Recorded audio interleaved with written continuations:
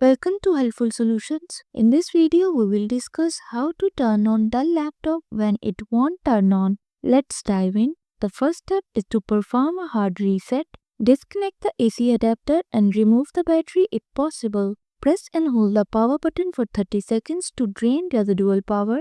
Reconnect the battery and AC adapter, then press the power button to turn on the laptop. Step 2. Check the AC adapter and power source. Ensure the AC adapter is securely connected to both the laptop and a working power outlet.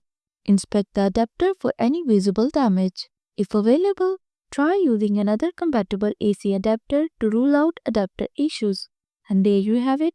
If you found my video helpful, please like, share and subscribe to my channel for more practical tips. Thanks for watching.